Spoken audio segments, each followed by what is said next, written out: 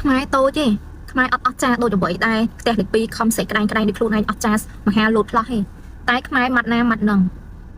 ផ្ដល់ឱកាសឲ្យ24ម៉ោងអត់បើកឥឡូវបិទគ្រប់ច្រកព្រំដែនទាំងអស់រវាងកម្ពុជាហើយនិងថៃបន្ទាប់ពីកាលពីម្សិលមិញសម្ដេចពុកហ៊ុនសែនបានប្រកាសថាបើរយៈពេល24ម៉ោងខាងភៀកគីថៃមិនបើកច្រកព្រំដែនដោយធម្មតាវិញទេគឺកម្ពុជានឹងបិទគ្រប់ច្រកទាំងអស់ក្នុងការនាំចូលបន្លែផ្លែឈើពីថៃមិនឲ្យចូលក្នុងទឹកដីកម្ពុជាសូម្បីតែមួយចាឥឡូវនេះថ្ងៃ17មិថុនាឆ្នាំ2025 24ម៉ោងបានមកដល់ហើយទីងទីងទីងទីងទីងទីងដល់ហើយឥឡូវនេះកម្ពុជាបានបិទគ្រប់ច្រកព្រំដែនទាំងអស់គឺអត់ឲ្យនាំចូលបន្លែផ្លែឈើថៃចូលក្នុងដីកម្ពុជាជាដាច់ខាតឥឡូវនេះណាគឺឡានបន្លែផ្លែឈើខាងភាគីថៃរាប់សិបឡានកំពុងតែកកស្ទះនៅតាមបណ្ដោយព្រំដែនកម្ពុជាថៃដែលត្រៀមនឹងនាំចូលឆ្លងកាត់មកកម្ពុជាឥឡូវគឺ no ហើយ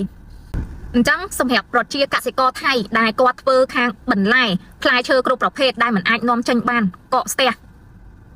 សូមទៅសួរខាងភាគីប្រទេសរបស់ខ្លួនវិញដោយសម្ដេចពុកបានមានប្រសាសន៍អីចឹងនរណាជាអ្នក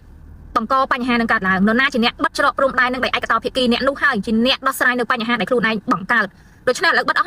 ហើយមានអីទេណាគ្រប់ច្រកព្រំដែនបន្លែនិងផ្លែឈើគ្រប់ប្រភេទគឺមិនឲ្យនាំចូលមកដីកម្ពុជាសូម្បីតែមួយ